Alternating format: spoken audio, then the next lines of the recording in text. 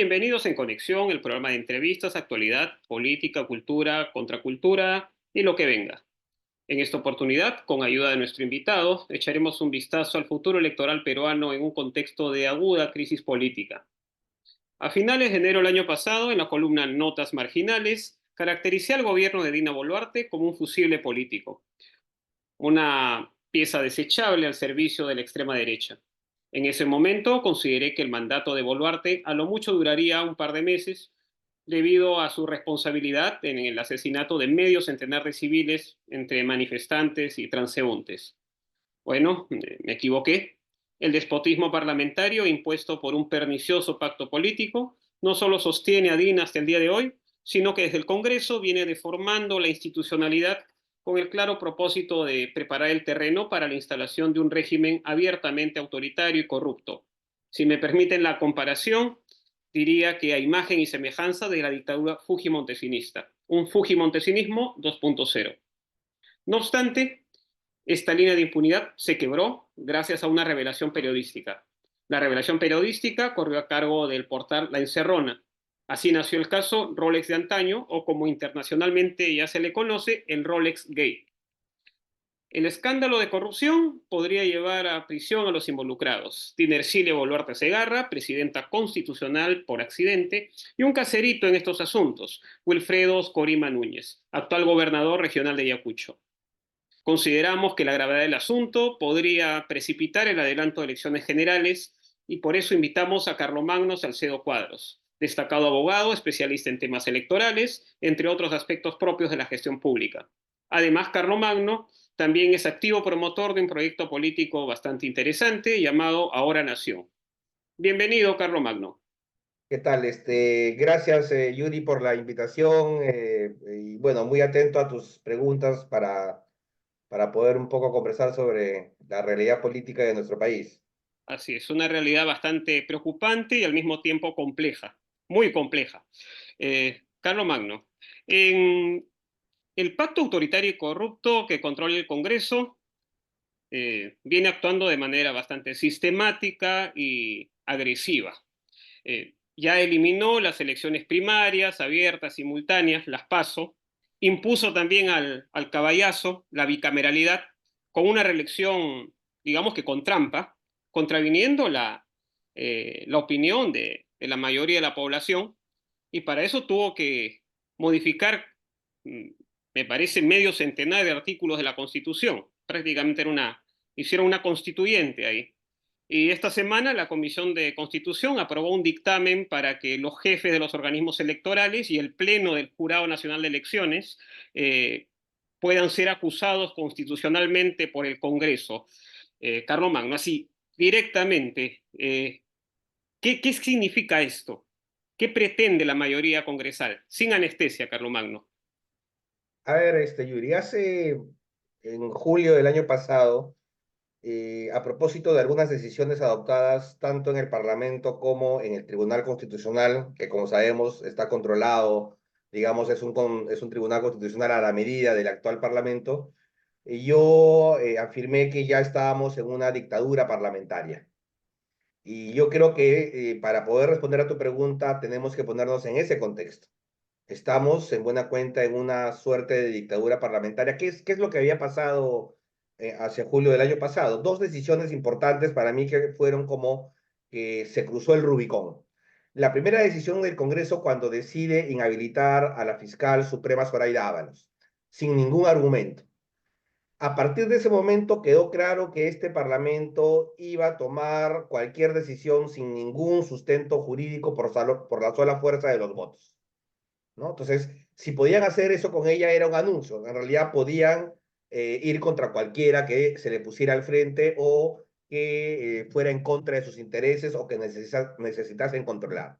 Y en simultáneo, casi en paralelo, el Tribunal Constitucional tomó una decisión a propósito de un proceso constitucional que básicamente dejó sin ningún contenido a la cuestión de confianza que el presidente de la República tiene como un mecanismo de equilibrio, de contrapeso frente al Parlamento.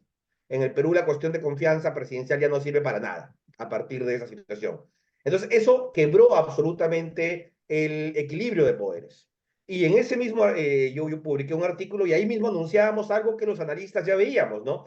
Las siguientes víctimas del ataque del Parlamento eran la Junta Nacional de Justicia en primer orden y luego los organismos electorales. Y lo que hemos visto en los meses posteriores es efectivamente la confirmación de eso. Hemos visto todos los ataques que ha recibido la Junta Nacional de Justicia que llevó a la destitución de 2 de sus miembros. Ahorita todavía hay una disputa a nivel judicial, pero la pretensión sigue.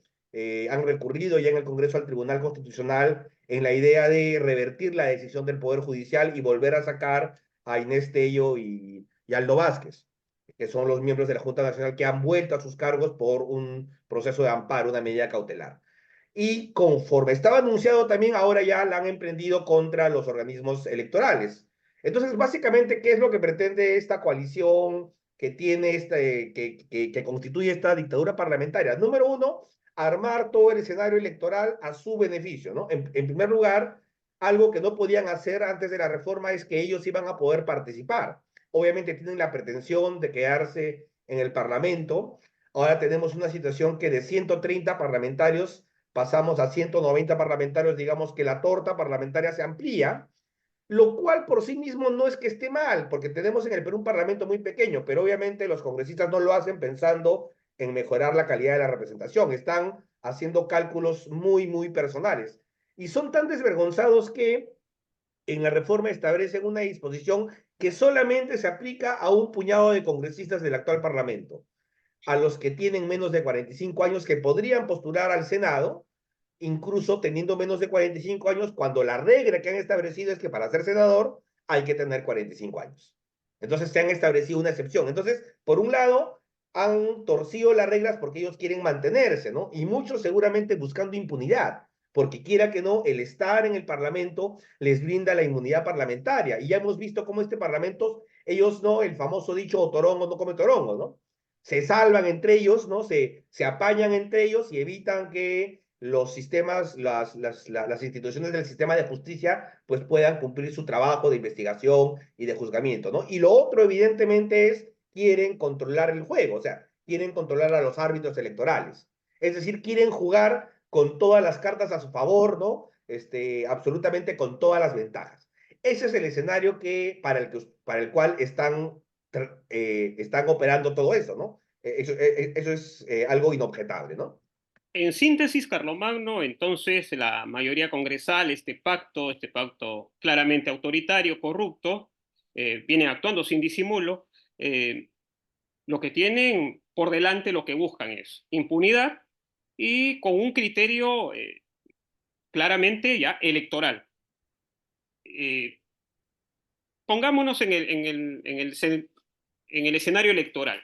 Eh, en lo que va del Perú post-dictadura Fuji-Montesinista, prácticamente todos los presidentes, salvo algunas excepciones, Sagasti por ahí, bueno, fue transitorio, Toledo, García, Humala, Kuczynski, Vizcarra, Castillo y ahora Boluarte, han estado enredados, involucrados en mayor o menor medida en actos de corrupción, lo cual ha generado una crisis de confianza en la población. ¿Crees que esta crisis de confianza está configurando un escenario propicio para los personajes, para los candidatos que se presenten como antisistemas, como anti-establishment, con discursos eh, estruendosos, efectistas?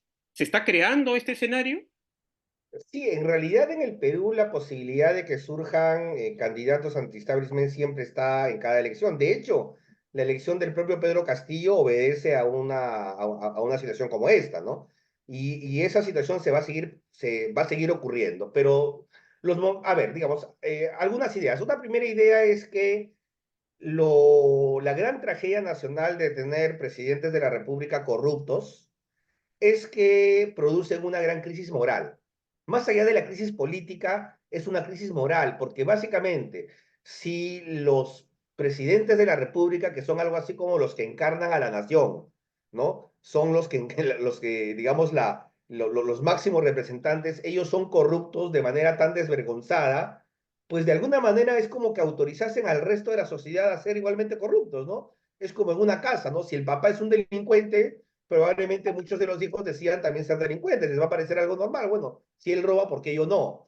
O sea, si el presidente de la República roba, ¿por qué un policía que tiene un sueldo mucho más pequeño, por qué no va a estar también autorizado a robar? Entonces, esa podredumbre moral es el mayor daño que esta normalización de la corrupción en los altos niveles yo creo que le produce a la patria. Pero por otro lado, también yo creo que es una oportunidad, ¿no? Cuando hay momentos de grandes crisis políticas, también son los momentos en los que hay renovación. Pero obviamente esta renovación no se da por generación espontánea, se tienen que generar las alternativas. Entonces, un escenario electoral te puede dar perfectamente a personajes antisistema como Antauro, de repente alguno que ni conocemos ahorita, ¿no? Que de la noche a la mañana puede emerger, o también puede ser la posibilidad de que surjan nuevas alternativas, digamos, que estén en el campo democrático, en el campo institucional. Lo que tenemos es un escenario sumamente incierto.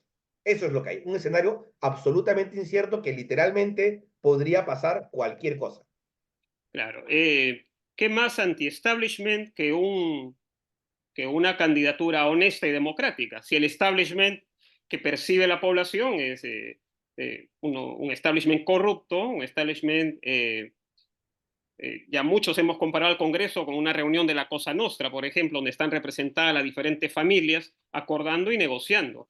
Eh, Sí. Carlos Meléndez hablaba y lo sustenta con alguno, el politólogo Carlos Meléndez, el futuro escenario electoral que parece plausible con algunas cifras, el que él lo avisora así, ¿no? Un 15% para un izquierdista radical y otro 15% para un derechista radical. Eh, pero eso deja, como tú dices, ¿no? Un margen para candidaturas democráticas.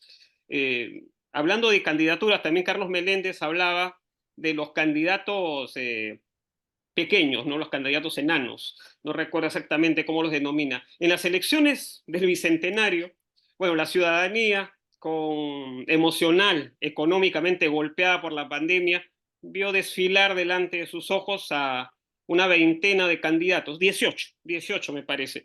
Y en los próximos comicios va a ser igual, o quizás habrán más. ¿A qué se debe la superabundancia de candidaturas? Que en el Perú no hay un sistema de partidos políticos que merezca tal nombre, ¿no? Entonces, en realidad, lo que se llaman partidos políticos en el Perú en promedio son básicamente un registro ante el Jurado Nacional de Elecciones que le autoriza al dueño de ese registro a tener como una licencia que ofrece al mejor postor en cada elección. Entonces es como una franquicia o como un vehículo electoral, como diría Vergara, de representación lumpen.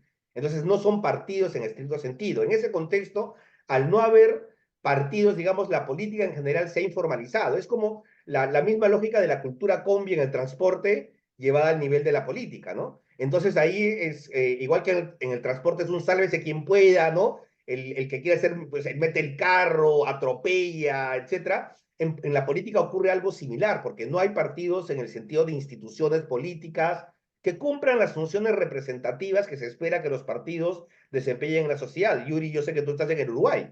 En Uruguay, digamos, una de las cosas que hay que envidiarles es que tienen un sistema de partidos fuerte, donde claramente los ciudadanos se sienten identificados o por el Frente Amplio, que además es una gran coalición, digamos, muy diversa de partidos que van desde partidos muy de izquierda hasta incluso posturas casi liberales, ¿no? Entonces, pero eso lo han construido en años. Entonces, al no haber partidos como instituciones, básicamente proliferan digamos, el emprendedurismo individual en la política, ¿no? Y eso es lo que explica en gran parte esta situación, ¿no? Bien, hablabas de Uruguay, es una cosa muy interesante porque en democracias maduras, menos inestables o como tú dices, menos informales como la peruana, que es la informalidad política al límite, me parece, eh, existen coaliciones de diferentes partidos con diferentes orientaciones, pero aquí hay algo muy interesante también. Dentro de los partidos existen subcorrientes. La diversidad no pone en peligro a los partidos. Dentro de los propios partidos encontramos cierta diversidad. Entonces, las discrepancias incluso pudiendo ser grandes, notorias dentro de los partidos, ya no se diga en las coaliciones, dentro de los partidos, que se supone que tienen una línea ideológica, no produce estallidos, quiebres. Hemos visto hace poco, o hemos estado viendo hace los últimos años, cómo se ha desmoronado un partido histórico como Acción Popular, que más allá que simpaticemos o no con él, causa pues realmente desconcierto el hecho de ver pues corrientes enfrentadas de manera visceral, como la que representa María del Carmen Arba o Johnny Lescano, y esto sazonado con la corrupción de los niños y Acción Popular, que venía obteniendo las últimas elecciones votaciones interesantes, tenía una posición expectante, terminó desmoronándose. Una cosa bastante preocupante. Y respecto a la poca tolerancia a la diferencia, me parece que un caso notable de estudio quizás ocurre con la izquierda peruana, que ya hace algún tiempo casi ya no se le llama la izquierda peruana, sino las izquierdas, ¿no? Porque son tantas, que históricamente les cuesta mucho unirse. Y cuando lo logran, es una unidad precaria, una unidad transitoria y a veces pues fugaz, ¿no? En las últimas elecciones llegaron divididas, después de proceso de acercamiento, unidad, separación, llegan divididas, y después del balotaje, cuando se enfrenta el Perú Libre de Vladimir Cerrón y Fuerza Popular de Keiko Fujimori, eh, vuelven a unirse y armar una suerte de coalición, de frente electoral para afrontar las elecciones. Bueno, en realidad yo tenía muchas dudas de lo que pudiesen hacer en semanas o pocos meses, un par de meses, lo que no hicieron en años. Y bueno, llega Pedro Castillo al poder, esta coalición temblaba, estalla, a los pocos meses los profesores, los magisteriales también se separan. Entonces, en Perú es muy, muy difícil generar coaliciones. Y moviéndonos un poco más, Carlomagno, digamos que al centro político, quizás, no sé, te identifica más por ahí, eh, ¿por qué no se ha podido unir el centro político hasta el día de hoy? Yo creo que por lo mismo que te dije antes, ¿no? La ausencia de partidos hace que lo que prioricen sean intereses individuales, ¿no? Ciertamente yo atribuyo que uno de los grandes responsables del resultado electoral del 2021, es decir, que, como dice Vergara, que va a volver a ocurrir, que hayan llegado dos extremos en realidad con minorías, o sea, digamos 13, 14, 15%, no es que sea la mayoría, pero les fue suficiente. Pero ¿qué pasó con el centro, digamos, ¿no? Había un centro que tenía la obligación de plantearle al país una propuesta razonable en un contexto de crisis pandémica, ¿no? En el que todas las familias tenían crisis económica, estaban golpeadas y todas las familias tenían a fallecidos cercanos. Y yo creo que el centro fue sumamente irresponsable, ¿no? No solamente que no fue unida, no supo proponerle al país una candidata, digamos, una propuesta que sea interesante. Entonces, ahora yo en lo particular, yo me ubico más en el campo de la centroizquierda. Ahora yo te hago una especie o hago una repregunta y me respondo. ¿Es deseable que todos vayan unidos? O sea, por ejemplo, en el ámbito de la izquierda, ¿necesariamente todos tenían que ir unidos? Yo creo que también hay un mito ahí que es un poco lo que queda el trauma de Guampaní del año 89 de buscar una unidad forzada cuando de repente forzar esa unidad podría ser contraproducente. O sea, si en esa unidad va a estar el serronismo, es decir, una izquierda delincuencial, una izquierda lumpen, como diría Marx, el lumpen proletariado, pero lumpen, digamos, yo no sé si eso es una ganancia para la izquierda. O sea, yo creo que hay que replantear cuál es el enemigo político. Y yo no creo que la confrontación sea entre una izquierda supuestamente honesta y popular versus una derecha supuestamente corrupta y autoritaria. No, yo creo que la confrontación es entre fuerzas democráticas e institucionales más allá que estén un poquito más a la izquierda, un poquito más a la derecha, versus todos aquellos partidos o espacios políticos que son claramente autoritarios y corruptos. ¿Y quiénes están ahí? En la derecha, digamos, está el fujimorismo, el fujimontesinismo, que ese es de toda la vida, ya es de larga data. En la izquierda, claramente, el serronismo, una izquierda lumpen y corrupta, pero también muchos partidos que no están teóricamente en los extremos, pero que son básicamente organizaciones puestas al servicio de bandas criminales o de mafias, sino que es APP, que qué es Podemos, qué es, en qué se ha convertido Somos Perú y en qué se ha convertido Acción Popular también, ¿no? Entonces, hay que quitar todo eso. Entonces, ¿qué te queda? El campo se reduce. Entonces, yo creo que la búsqueda de esa coalición tiene que ser de redefiniendo con quién no unirte. Y no te puedes unir con el autoritario, el corrupto, sea de izquierda, derecha o centro. Yo creo que esa es la principal división. En todo lo demás, debemos buscar un acuerdo. Porque ahorita de lo que se trata es de salvar la democracia o de recuperarla, de salvar las instituciones, ¿no? De salvar las reglas de juego competitivas finalmente. Carlomagno, interesante lo que dices y en Perú solemos relacionar frente, coalición, unidad como una reunión de partidos, de organizaciones de cara a unas elecciones y no necesariamente trasciende. ¿En qué Ujú. sentido? Pienso que se requiere la más amplia unidad democrática para un primer momento. Si se quiere, llámale momento preelectoral, Ujú. es lograr el adelanto de elecciones generales. Esa dinámica de lucha, no sé qué te parece, podría ir generando las futuras coaliciones electorales por el lado del centro, la centroizquierda y la izquierda, porque esas coaliciones decretadas desde arriba, bueno, nuestra herencia autoritaria, siempre tenemos a veces esa vena autoritaria o esa vena caudillista decretada de arriba, arriba se dictaminan las coaliciones, al final no funciona mucho.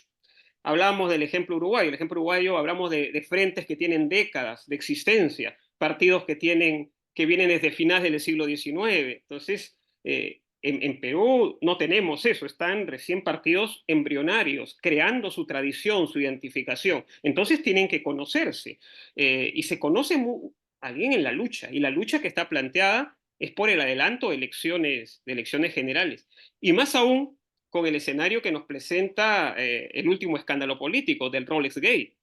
Entonces, pienso que puede haber una amplia unidad de anchísima base, como tú dices, con los que se oponen al autoritarismo y a la corrupción en función a un horizonte preelectoral, si se quiere, que es lograr el adelanto de elecciones generales. Y luego ya vendrá la siguiente etapa, la formación de coaliciones en función a objetivos electorales, que como tú dices, no necesariamente va a ser un solo gran frente democrático. Por ahí que pueden haber dos. Por ejemplo, creo que no es negociable para las izquierdas la convocatoria de una asamblea constituyente eh, con la centro y la centroderecha que no quieren tocar el capítulo económico. En lo personal, pienso que un punto intermedio podría ser unirse en función al compromiso de realizar un referéndum, pero bueno, parece que por ahí no hay mucha posibilidad de acercamiento electoral. Pero en función al adelanto de elecciones generales, creo que debe haber el mayor compromiso y las fuerzas se van conociendo, porque en la lucha tú conoces a la persona, conoces al compañero de lucha, conoces incluso de otro partido. De repente yo comienzo con el partido A y me doy cuenta en la lucha que no, en realidad yo funciono mejor con el partido B, que también es democrático. Y bueno, ahí me voy conociendo y la gente se va conociendo. A ver, hay un académico, Adam Przeworski, que plantea la siguiente tesis que yo suscribo, ¿no? No basta que un régimen sea ilegítimo para que este régimen caiga. Se necesita que al frente surja una alternativa que se presente claramente como que tenga la capacidad de reemplazar a este gobierno o coalición ilegítima, pero que está en el poder. Entonces, lo que yo creo es que justamente lo que falta es generar esa alternativa. Y esa alternativa, pues, tiene que construirse, porque no va a aparecer tampoco por generación espontánea. O sea, no es que el pueblo se moviliza y ya aparecen los liderazgos de manera automática. Y yo creo que justamente uno de los problemas que existen es que todavía no se termina de avisorar en el panorama cuál podría ser, digamos, esos eventuales liderazgos que podrían terminar convirtiéndose en una alternativa. Si esto es así, yo creo que la tarea principal es construir esas alternativas. Y cuando te hablo de construir esas alternativas es construir el sujeto político, sea un partido o una coalición de partidos que puedan canalizar todas estas demandas que están allí y que claramente necesitan ser representadas. Pero eso no se hace de la noche a la mañana, eso es una tarea muy, digamos, que requiere mucha tenacidad, mucho tiempo, ¿no? Y en eso sabemos, estamos varios colectivos en ese esfuerzo. No siempre es fácil, ¿no? No siempre es fácil, pero yo creo que el reto ahorita es ciertamente ir construyendo esas alternativas para tener que oponer. Porque digamos, para poder hacer, por ejemplo, tú me hablas, ¿no? Un compromiso para hacer un referéndum. Bueno, ese referéndum no lo vas a hacer si no llegas a los espacios de toma de decisión. O sea, hacer ese referéndum pasa por copar el espacio parlamentario. Y es trabajar en el escenario que ya nos han puesto. O sea, por ejemplo, nosotros podemos renegar y decir, oye, que este Congreso ha impuesto una bicameralidad, violando el sentir generalizado del pueblo, fraguando procedimientos parlamentarios para evitar someter a consulta popular a referéndum porque sabían que ahí iban a perder, ¿no? Metiendo tachas, metiendo reconsideraciones, ¿no? Para que todo quede en sede parlamentario, y ya se hizo, ya se salieron con la suya. Entonces tenemos dos posibilidades, renegar y decir, bueno, oye, esto está mal, o decir, oye, bueno, el próximo juego va a ser con estas nuevas reglas. Va a ser para un parlamento bicameral de 130 diputados y 60 senadores. ¿Vamos a entrar al juego o no entramos entramos o no al campeonato? Yo creo que tenemos que entrar al campeonato, pero tenemos que entrar preparándonos, sabiendo que inclusive están armando un campeonato donde quieren arreglar el partido de antemano, ¿no? Quieren comprarse al árbitro, pero tenemos que entrar a ese juego y tratar de armar los mejores equipos para que en ese escenario, digamos, cambie la correlación de fuerzas. Entonces, ciertamente, no todo se limita a lo electoral, pero en el juego democrático lo electoral no es un asunto que se pueda desdeñar. No puedes decir, oye, lo electoral no me interesa, todo lo vamos a solucionar en el movimiento popular. Incluso si tú dices, ¿sabes qué? Que se haga un referéndum, ¿no? Para consultar si el pueblo quiere o no una asamblea constituyente o una nueva constitución. Bueno, pues no queda otra que llegar al espacio donde se podrían cambiar esas reglas y hacer ese referéndum. Si seguimos fuera del campeonato, no tenemos esa posibilidad, creo yo.